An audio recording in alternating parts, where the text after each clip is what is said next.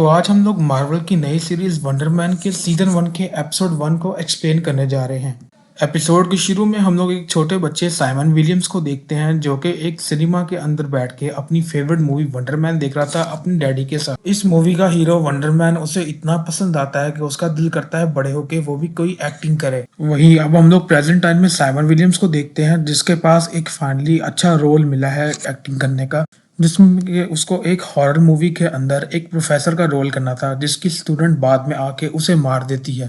हालांकि ये रोल बहुत छोटा था लेकिन साइमन इस रोल को पाके काफी एक्साइटेड और खुश था। लेकिन वो बार बार डायरेक्टर से कह के अपने रोल के अंदर मॉडिफिकेशन करवा रहा था जिसकी वजह से डायरेक्टर को ये बातें पसंद नहीं आ रही। और इस शो की जो मैनेजर थी वो कहती है कि अगर ऐसे ही चलता रहा तो ना कभी शूटिंग कंप्लीट होगी और हमारा बजट भी खत्म हो जाएगा इस शूटिंग के लिए। और इस चीज को रोकने के लिए वही मैनेजर अपने शो राइटर को फोन करती है और शो राइटर के जरिए साइमन विलियम्स का रोल इस मूवी के अंदर से कटवा देती है। और वो साइमन को कहती है कि मूवी के अंदर उसकी स्क्रिप्ट को वापस लिखा गया है और स्क्रिप्ट के अंदर से अब साइमन का रोल खत्म कर दिया गया है, इसलिए अब साइमन के लिए कोई रोल नहीं बचा है। और इस वजह से साइमन विलियम्स बहुत ज्यादा दुखी हो जाता है क्योंकि उसके पास एक छोटा सा रोल आया था, अब वो भी उसकी बेवकूफ़ी की वजह से उसके हाथ से चला जाता है। और सिर्फ इतना ही नहीं बल्कि जब वो अपने घर जाता है तो घर में जाके उसे पता चलता है कि उसकी गर्लफ्रेंड अपना सामान लेके उसको छोड़ के जा रही है उससे ब्रेकअप करके। यानी कि ये ऐसे था कि आज का दिन उसके लिए कुछ ज्यादा ही बुरा जाता है। तो साइमन अपने इस बुरे दिन को गुजारने के लिए एक सिनेमा के अंदर जाता है जहाँ पर वो एक पुरानी मूवी को फिर से देखने जाता है।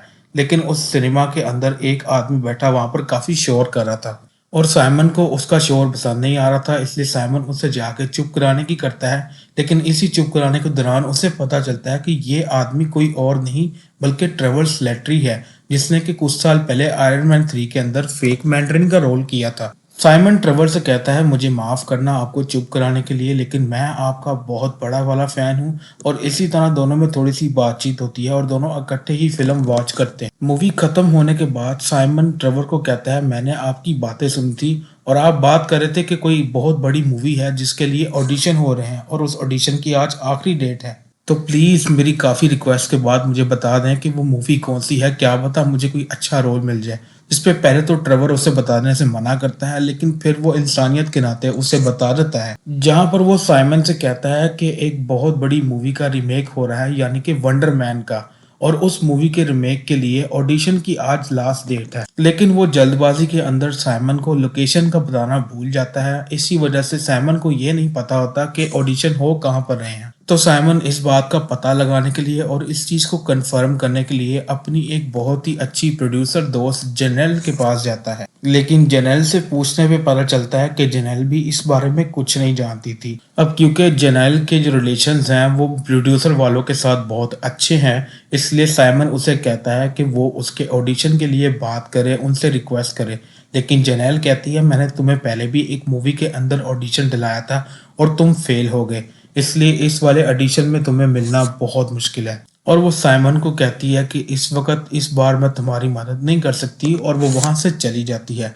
लेकिन इस बात का फायदा उठा के साइमन उसके कंप्यूटर में उसकी ईमेल चेक करता है और ईमेल्स के जरिए उसे पता चलता है कि 6 बजे तक ऑडिशन होंगे और आज लास्ट डेट है, और उसे साथ ही लोकेशन पता चल जाती है जहां पर ऑडिशन हो रहे हैं। तो फिर वो ऑडिशन वालों की सेक्रेटरी को फोन लगाता है और उन्हें कहता है कि मैं जेनेल का नया सेक्रेटरी बोल रहा हूँ और जेनेल ने साइमन विलियम्स नाम के एक एक्टर को इस ऑडिशन की लिस्ट में ऐड करने के लिए कहा है, तो जल्द से जल्द इस ऑडिशन की लिस्ट में उसको ऐड किया जाए। यहाँ पर उसने बड़ी चालाकी से ही सही पर अपने नाम को उस ऑडिशन की लिस्ट में ऐड करवा लिया था। लेकिन जब साइमन ऑडिशन देने जाता है तो वो काफी नर्वस होता है क्योंकि ऑडिशन के लिए बहुत से लोग आए थे। तभी वहां पर उसको ट्रेवर स्लेटरी भी मिलता है जो कि ऑडिशन दे के बाहर आया था। वो साइमन को अपने पास बुलाता है, उसे कहता है कि तुम इतनी टेंशन में क्यों हो, और वो उसे एडवाइस करता है कि अपने तुमने लाइनें जो भी लिखी हैं उनको बस याद कर लो, लेकिन तुम्हें ये पेपर साथ ले जाने की जरूरत नहीं है। तुम बस जो भी याद किया है वो वहां पर जाके बोल दो वैसे का वैसे, लेकिन करेक्टर को अच्छे से प्ले करना ताकि तुम्हें रोल मिल जाए। तो साइमन ऑडिशन देने के लिए जब अंदर जाता है तो वो बिल्कुल ऐसे ही करता है और वो ट्रेवर की एडवाइस फॉलो करते हुए अपनी लाइनों को बस बोल देता है करैक्टर की फील के साथ, जो कि काफ़ी हद तक अच्छी तो लग रही थी लेकिन पूरी तरह कन्विंसिंग नहीं थी, जिसकी वजह से उसको रोल अभी भी नहीं मिलता है। इसके बाद हम साइमन और ट्रेवर को एक बार में बैठे हुए देखते हैं जहां पर वो साइमन को रोल ना मिलने की भी खुशी में सेलिब्रेट कर रहे थे। और साइमन कहता है कि कोई ना, अगर रोल नहीं मिला तो क्या हुआ, मेरे लिए कोई ना कोई और रोल ज़रूर होगा जो मुझे फ्यूचर में मिल जाएगा। साथ ही वो थोड़ा उदास था कि उसे रोल नहीं मिला, लेकिन ट्रेवर कहता है कि उदासी अपने ऊपर हावी ना होने दो, कुछ ना कुछ तुम्हारे लिए भी होगा जो कि ऊपर वाले ने लिखा हो। यहाँ पर इन दोनों के दौरान एक काफ़ी अच्छा बॉन्ड होता हुआ नजर आता है और दोनों में काफ़ी गहरी दोस्ती भी हो जाती है।